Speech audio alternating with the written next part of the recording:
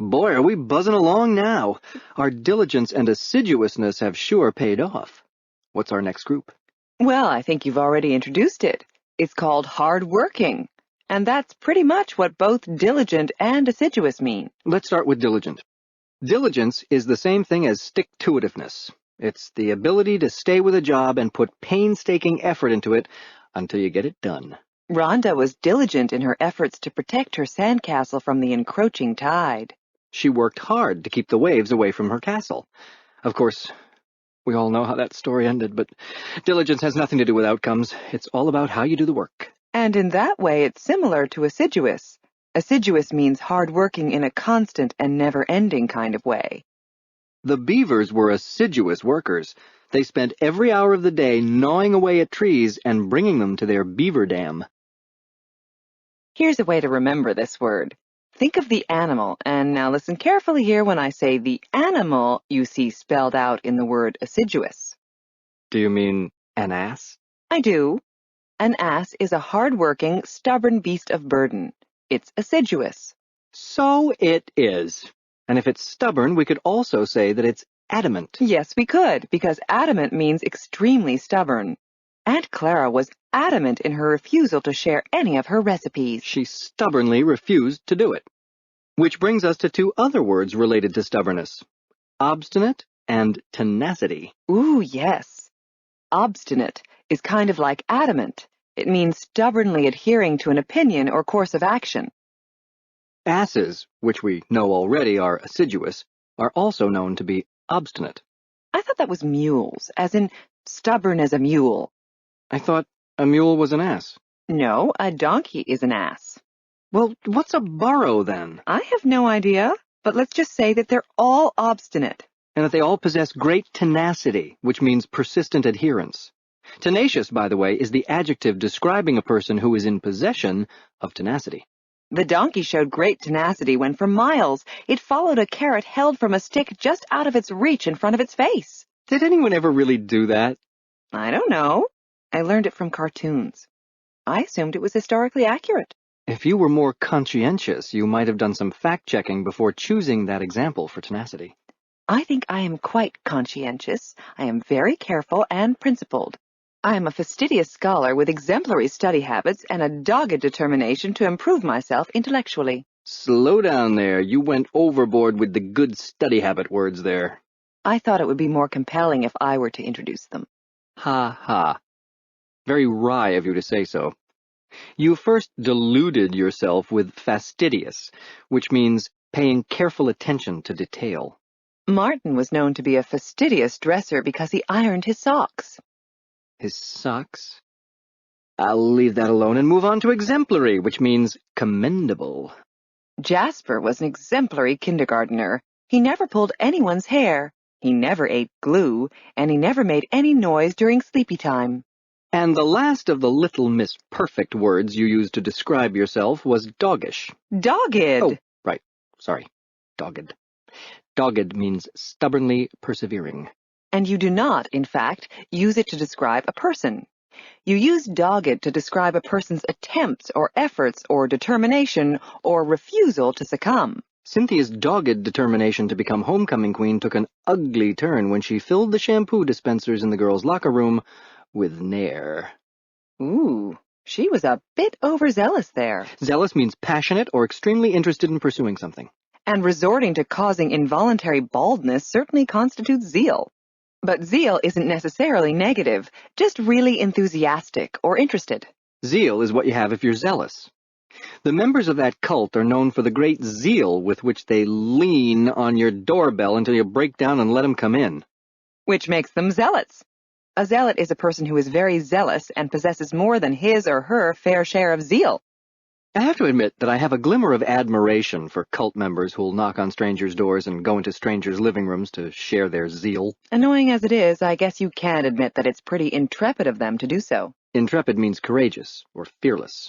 The intrepid soldiers stormed the enemy's defenses despite being outnumbered and outgunned. Such heroics. Intrepid is definitely a word you hear a lot to describe soldiers.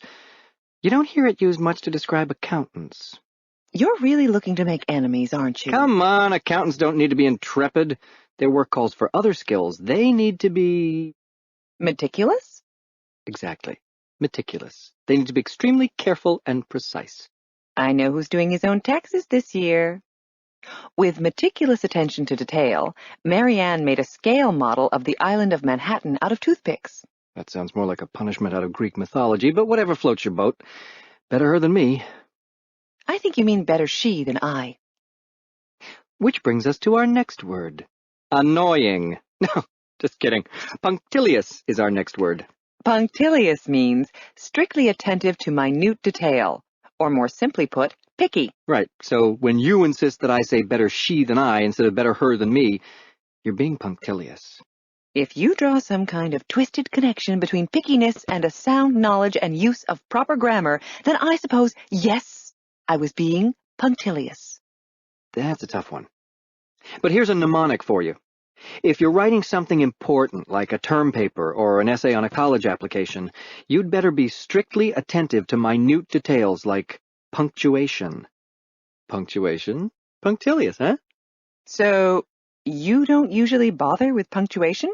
You consider periods, commas, and colons to be minute details? Well, it's just a mnemonic, Susie exemplary student. I was just being helpful. I suppose you were. I'll cut you some slack. What's our last word? Milk. Milk? Are you being facetious? No, not milk as in the white, protein-rich liquid produced in mammary glands, but milk as in to milk something for all it's worth. Oh, as in, Portia shamelessly milked her friendship with Roberto to receive free merchandise from Roberto's boutique whenever she could. That's the one. To milk something means to draw or extract profit or advantage from some situation. And with that, we close the group hard-working. On to a review. Adamant. Even though no one else in the office wanted it, Kate was adamant about ordering pizza for the lunch meeting. Adamant means extremely stubborn. Next we've got assiduous. Beavers are known to be assiduous workers when they build their dams. Assiduous means hard-working. Next up is conscientious. Because she was such a conscientious student, Claire insisted on emailing her homework assignments to her teacher from the family's vacation house in Tahiti. Gee, does conscientious mean totally insane? Jack, serious? Oh, right. Conscientious means careful and principled. Next, we have diligent.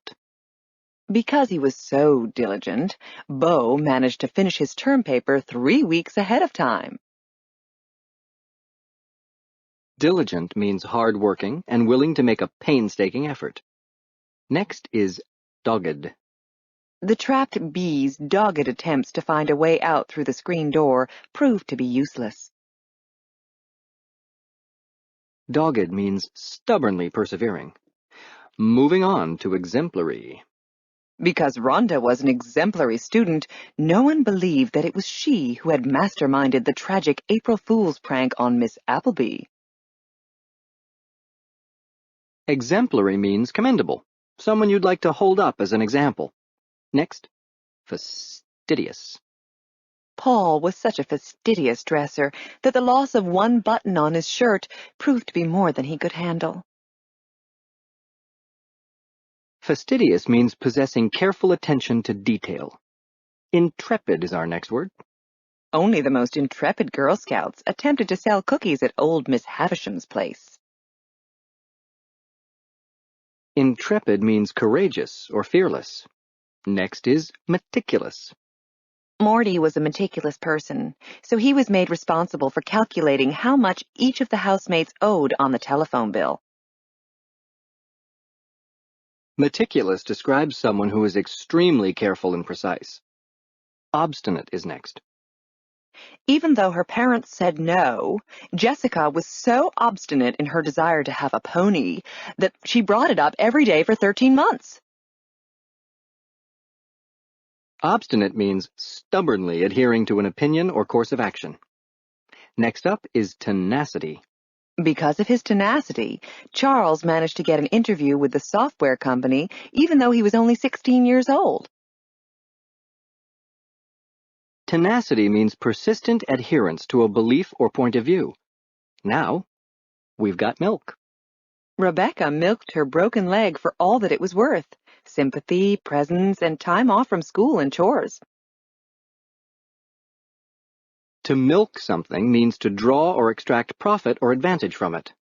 Our next word is zealous. The overzealous fan at the concert sang and cheered so loudly that the band stopped performing and asked him to leave the arena. Zealous means passionate or extremely interested in pursuing something. Our last hard-working word is punctilious. A punctilious reader of fashion magazines, Margot was the hippest student at Warren G. Harding Middle School, and she could trace the origin of each article of clothing with precision to the issue and the page. Punctilious means strictly attentive to details in a picky kind of way. And that wraps up that group. Is it time for another story yet? In fact, it is. Gather round, kids, once again for an unfamiliar side of a familiar tale. We all know about Hansel and Gretel, but the truth about the witch has been unfairly left out of the picture for far too long. In this group, Put Your Affairs in Order, you'll hear the truth that's always been out there. The witch was actually CEO of a well-established candy manufacturer. One day, she got a cold call from two consultants from Grimm Business Solutions. Their names were Hansel and Gretel. They claimed that the witch could double her profit margins if she agreed to meet with them. The witch was always concerned with staying solvent, or able to pay her debts, in an increasingly competitive market, so she agreed to meet with Hansel and Gretel. When the witch greeted the two before their appointment, Hansel was surprised by the witch's appearance.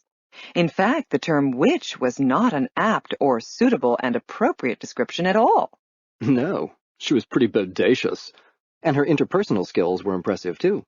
She made small talk in a liquid or readily flowing manner, asking the pair about their trip through the forest, making sure they hadn't been bothered by wolves or anything. Finally, they all went to the third-floor conference room, where Hansel and Gretel made their pitch. They suggested that the witch let them catalog or make an itemized list of her inventory, which was no facile or easy undertaking since most of the witch's inventory was tied up in the actual structure of the factory. They also suggested a meticulous examination of her marketing strategies and distribution channels to neighboring villages. They provided the witch with a number of testimonials to prove that their plan was feasible, or capable of being accomplished. One of the testimonials was by a giant, whose goose began to lay twice as many golden eggs after he hired Hansel and Gretel as consultants. The plan overall struck the witch as plausible, or seemingly valid or believable, so she took them on as consultants, and issued them both ID cards with security clearance and keys to the executive washrooms, which were incidentally all made out of the finest imported chocolates. Day after day, Hansel and Gretel appeared at the witch's candy factory and went to work. The only problem was that Hansel and Gretel were actually nibbling away at the witch's inventory at an astonishing rate. Hansel and Gretel were not consultants, but con artists with a sweet tooth. But they didn't know that the witch's factory was equipped with security cameras. Everything had been caught on tape by the witch's security department. When this news finally reached the witch through the appropriate corporate channels of communication, 4 months after Hansel and Gretel had been hired, the witch summoned the two of them for a meeting to discuss their progress. Hansel and Gretel, now approximately 25 pounds heavier apiece, sat down and began to account for their time. But the witch had other plans. With great equanimity, or the quality of being calm and even-tempered, the witch played the surveillance videos back for Hansel and Gretel and explained that she would no longer be in need of their services. They were removed from the premises, and the witch's lawyers sued them for damages in the amount of the lost inventory. But Hansel and Gretel countersued, and since the plaintiff was in fact a witch, she lost the lawsuit, because there were 3 fair maidens and a prince-turned-frog in the jury, and, well, you know how the facts have been distorted ever since. I'm just glad that we've had the opportunity to set the record straight.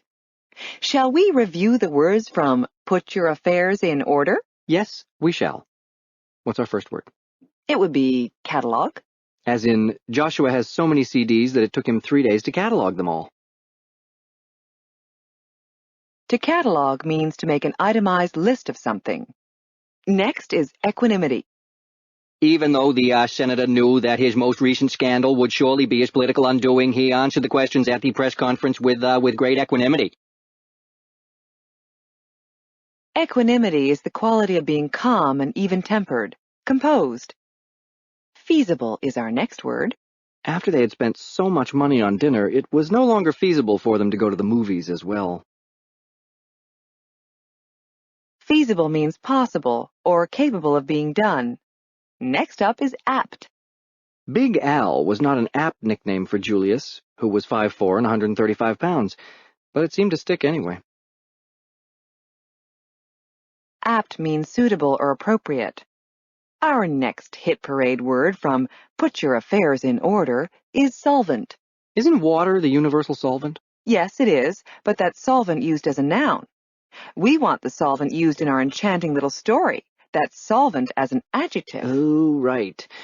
Norman is no longer solvent because he invested all his money in a resort on an island that doesn't really exist. Solvent means able to pay one's debts. Facile is next. Daria had studied the list of irregular verbs so many times that the pop French quiz was a facile task. Facile means easy.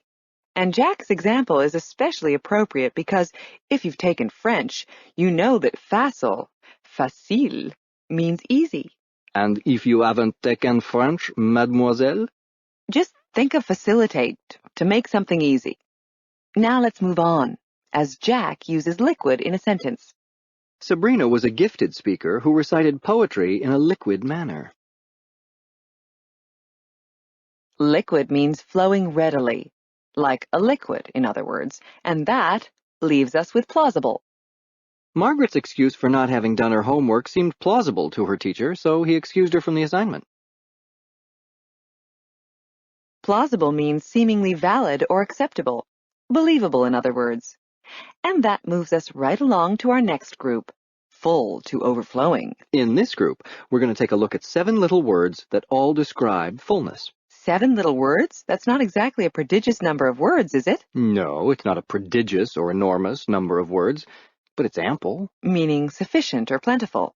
But how about an example of prodigious first? Well, after they installed their new satellite dish, Jake and Johnny could choose from a prodigious number of terrible programs.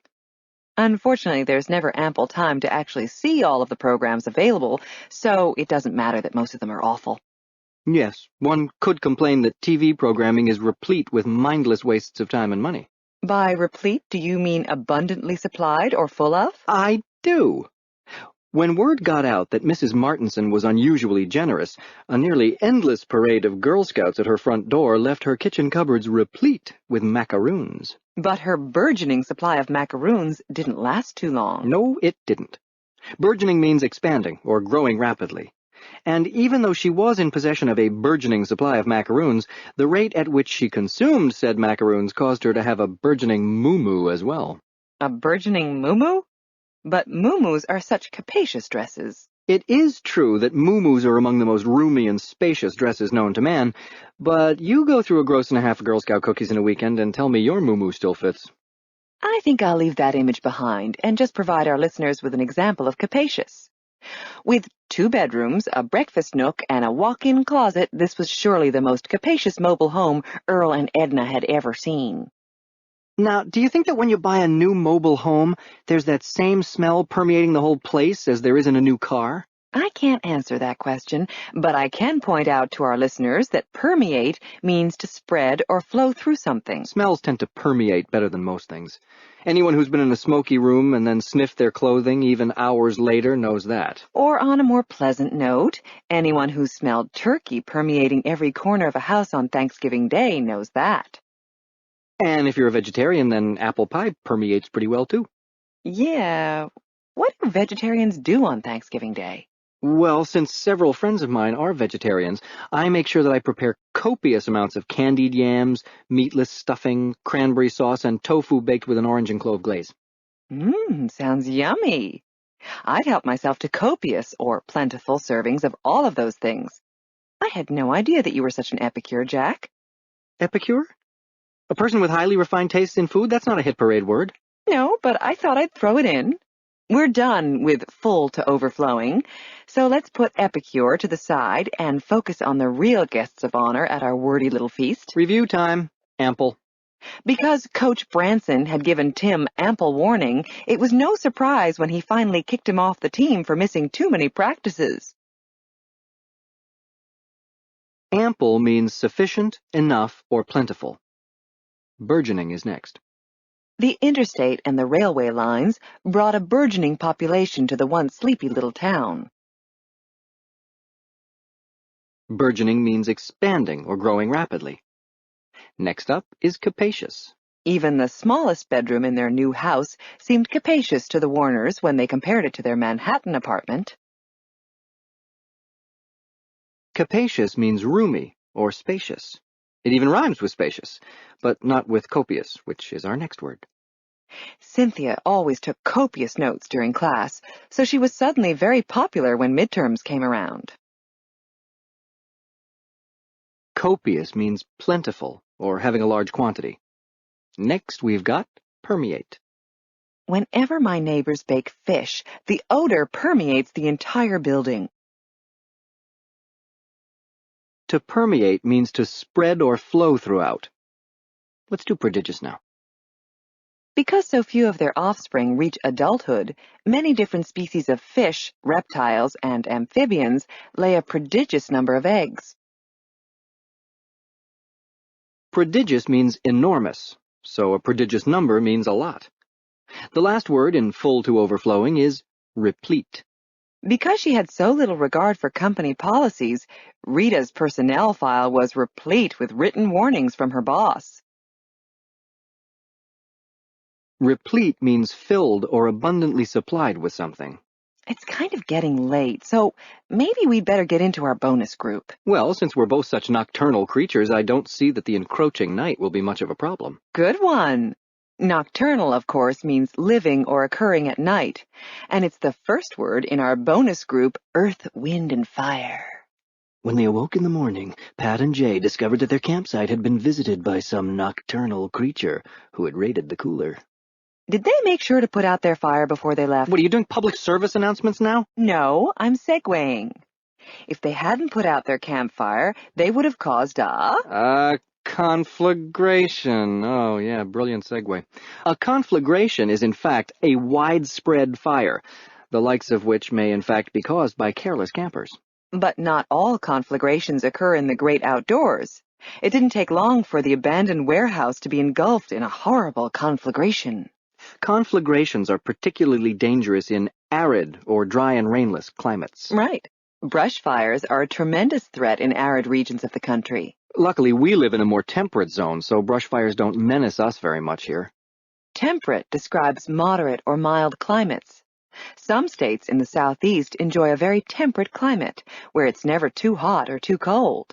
Yeah, but other states in the southeast are a real sweat bath from like May through October, so it all kind of evens out in the end. But since we're not meteorologists here, we'll just move on to a review of this short but sweet group. Let's start with arid. The Sahara Desert is one of the most arid places on Earth. Arid describes a dry, rainless climate. It sounds like air, which should make you think of dryness. Arid. Next up is conflagration. Because of the size of the conflagration at the multiplex, firefighters from 5 towns were called in to help. A conflagration is a large, widespread fire. Now let's do nocturnal. Because they are nocturnal creatures, bats are often associated with evil in popular stories. Nocturnal means of or occurring in the night. Nocturnal creatures live at night, which, incidentally, is the opposite of what diurnal creatures do. Thanks for that little aside. Can we get on with it now? Sorry. Our last earth, wind, and fire word is temperate. Because she was used to a much more temperate climate, Jennifer had a hard time adjusting to life in Alaska. Temperate means moderate or mild. So, should we revisit some of the doozies? Yeah, why don't we? How about specious? Okay. Does specious mean extremely stubborn, kind and gentle, or having the ring of truth or plausibility but actually being false? Specious means the last, having the ring of truth or plausibility, but actually being false. Next, let's do assiduous. Assiduous. Marked by a painstaking effort, hard-working, or conspicuously bad or offensive. Assiduous means hard-working. How about punctilious? Playfully humorous, courageous and fearless, or strictly attentive to detail in a picky way. Punctilious means strictly attentive to detail in a picky sort of way. Now how about emollient? Emollient. Something that softens and soothes, something that flows easily, or a crafty trick. An emollient is something that softens or soothes. I've got one.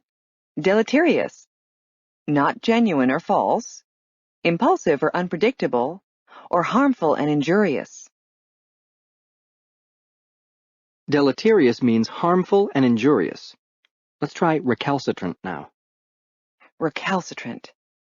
Does it mean commendable, defiant of authority and difficult to manage, or not straightforward? Recalcitrant means defiant of authority and difficult to manage. Moving right along. We've just got 2 left now. How about spurious? Good one. Does spurious mean not genuine or false, freed from blame, or able to pay one's debts? Spurious means not genuine, false. And finally, we've got replete. Does replete mean supported with proof of evidence, abundantly supplied or full, or capable of being accomplished? Replete means full or abundantly supplied. So, that wraps that up. How far have we come now? Well, this would be our midpoint. There are a lot more hit parade words to be mastered. So remember your flashcards, images, and mnemonics. And by all means, don't be afraid to listen to the material over again if you feel you need to. Oh, I need to unwind.